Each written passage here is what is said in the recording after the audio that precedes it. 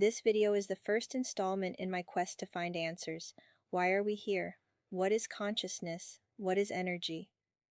I have many questions and I stumbled upon a few answers, but I have yet to formulate them into one cohesive understanding.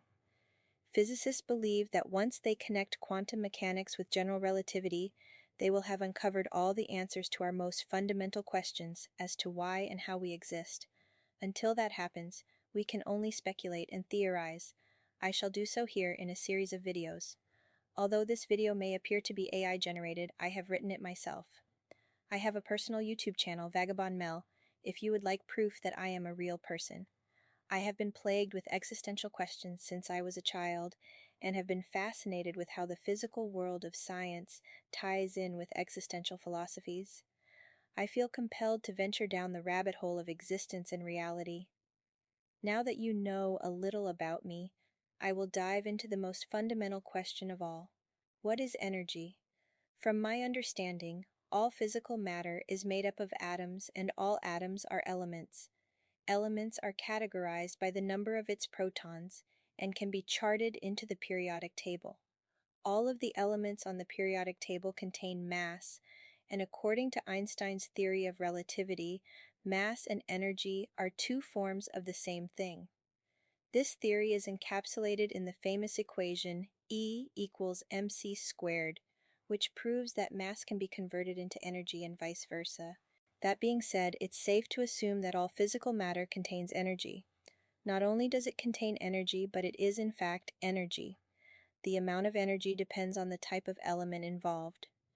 For instance, 1 pound of uranium could power a light bulb for 20,000 years, while 1 pound of hydrogen could power it for 21.6 million years. If all matter contains energy, how does it get released? Typically during nuclear reactions or chemical reactions, when atoms are split or combined. During these reactions, the atom releases energy. In order for an atom to stabilize, it either transforms itself into a new element or is broken down into smaller elements. In other words, all its unneeded energy is released so the atom can harmonize with itself once again. The same can be said about radioactive decay. The atom transforms itself into a lower energy, more stable state than its original. That being said, entropy is the biggest proof that time exists. The second law of thermodynamics states that once these nuclear and chemical reactions occur, we can't undo them. We won't be able to put the pieces of the original structure back together using its original parts. Once the pot is stirred, you can't unstir it. This fact is a very big clue to my theory, which I won't get into just yet, but keep that thought in the back of your mind. That we cannot reverse entropy. It is an irrefutable law of the universe. Time keeps moving forward. It is for this reason why perpetual motion machines do not exist.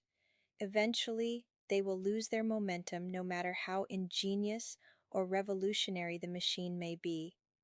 Organized energy will always disperse into unorganized energy, rendering it useless at powering our devices. But a singular atom, one that is isolated and alone from the rest of its pack, does not suffer from entropy. A singular atom can in fact exist indefinitely for an eternity if it is left in isolation.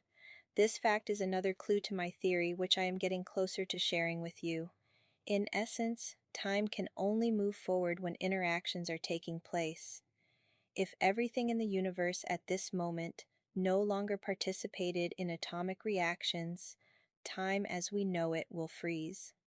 Not only would time freeze, but all motion would cease. According to general relativity, time and space are inseparable. Any object with mass takes up space, albeit a very small amount of space, but it's space all the same. And energy is released from atoms only when they are in motion, which brings me to the safe conclusion that energy would not exist without time, and time couldn't exist without space. Without space, no motion could occur. We can see energy when we view a lightning bolt. We can feel energy when we crank up the heat. Energy is movement. Energy happens when atoms lose their mass. Think about that for a moment. All energy is where all the energy in all the universe comes from. It comes from atoms losing their mass.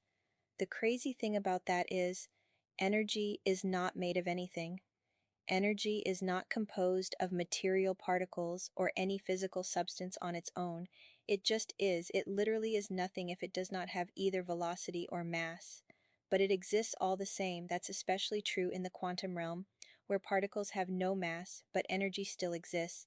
The universe is permeated through and through with quantum energy and its fluctuations. Everything I talked about thus far are scientific facts built on proven experiments. Now, I will start to lean slightly into a more philosophical approach to what energy actually is. This involves a more mathematical approach to energy. What I mean by that is, all energy contains information, and that information can be broken down into mathematical equations that require data. Data, in its truest sense, is information. Stephen Hawking spent much of his life ruminating about black holes, and during his studies he stumbled upon the realization that energy is in fact nothing more than information. Since energy has no physical properties, all it truly contains is information itself. Please think about that for a moment. I would like to take a few beats as to not go very fast, and I may repeat certain things as a way for what I'm saying can be understood fully instead of simply being glazed over. Energy contains information. Keep that in the back of your mind. According to classical general relativity, when matter falls into a black hole, all the information about that matter is lost. However, quantum mechanics suggests that information cannot be destroyed, leading to a paradox. In response to this, Stephen Hawking proposed that information might be encoded in the event horizon of a black hole and eventually released through Hawking radiation, further reinforcing the idea that information is fundamental to understanding matter and energy. In physics, information refers to the physical configurations or states of a system. Matter, at its most basic level, is composed of particles that can be described in terms of their properties, such as position, momentum, charge, spin, etc., which are effectively bits of information. Thus, the structure of atoms, molecules, and all matter can be encoded in terms of the information that describes the arrangement and interaction of particles. In quantum mechanics, a system is described by its quantum state, which contains all the information about the system. The wave function encodes this information, and phenomena like quantum entanglement show that information can be shared non-locally between particles. Quantum information theory. This field studies how information is stored, transferred, and manipulated in quantum systems. For example, qubits, quantum bits, are the basic units of quantum information. Some interpretations suggest that at a fundamental level, the universe may be seen as a quantum information processing system. According to Einstein's famous equation E equals mc squared, matter and energy are interchangeable. Since energy can be described in terms of information, one could argue that matter is just a form of organized energy, and at its core, energy can be expressed as information. The arrangement and dynamics of energy and forces in the universe can be thought of as encoding information. Now that you have a grasp on visualizing energy as information, let's delve deeper. What is information? If you think about it, you'll realize that information on its own is nothing.